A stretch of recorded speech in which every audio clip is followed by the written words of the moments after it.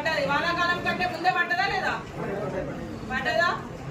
మరి దీంతో పాటు రైతు రుణమాఫీ కానివ్వండి, 500 గ్యాస్ సిలిండర్ కానివ్వండి, 5 లక్షల నుంచి 10 లక్షలు రాజీవ్ ఆరోగ్యశ్రీ కానివ్వండి, ఈరోజు మన నారాయణపేటకి నీళ్ళు కానివ్వండి, నారాయణపేట కొడంగల్ ఎత్తిపోతల పథకం ద్వారా నీళ్ళు కానివ్వండి, ప్రతి ఒక్క పని ప్రజల కోసం ఆలోచించి ముందుకెళ్తున్నాం.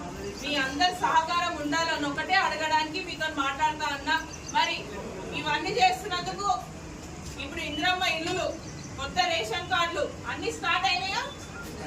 ఇప్పుడు అందరికి ఒకటేసారి ఇవ్వలేము కాదు, కొన్ని కొన్ని ఇచ్చుకుంటూ పోతున్నాం ఊరూరికి.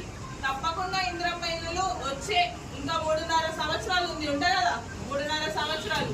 3.5 సంవత్సరాల్లో ప్రతి గ్రామంలో అందరికి వచ్చే విధంగానే ప్రయత్నిస్తాను కూడా మళ్ళొకసారి మీ అందరికి తెలియజేస్తూ, దీంతో పాటు రేషన్ కార్డులు కూడా నిన్న ముఖ్యమంత్రి గారు స్టార్ట్ చేసి చూసిండ్రు. కానీ అంతకు ముందే చాలా మంది అయిపోయినాయి.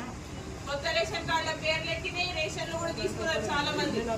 సో ఇవన్నీ ఏవైతే 10 సంవత్సరాలుగా మీరు ఎదురు చూస్తున్న పథకాలు, రేషన్ కార్డు, ఇల్లు, ఈ రెండే మాట్లాడిండ్రు. ఎప్పుడు కూడా ఇంకేం మాట్లాడలేదు, అవునా? ఎలక్షన్ టైం నేను వచ్చినప్పుడు ఈ రెండే అడిగిండ్రు. మరి అవి ఇప్పుడు కాంగ్రెస్ ప్రభుత్వం కానివ్వండి, మన ముఖ్యమంత్రి గారు రేవంత్ రెడ్డి గారు కానివ్వండి, అన్ని ఒకటి ఒకటి పథకం అమలు చేసుకుంటూ వస్తుంది. మీ నుంచి నేను కోరేది ఒకటే, కోరచ్చా కోరద్దా? అడగనా? ఏం అడుగుతావు అని ఆలోచిస్తున్నా. ఏం అడగ, పైసలు వద్దు ఏమొద్దు నాకు, కానీ మీ ప్రేమ మీ ఆశీర్వాదం ఉండే చాలు. ఇస్తారా ఇయ్యరా? పెద్ద మనుషులు ఉంటారు అందరూ.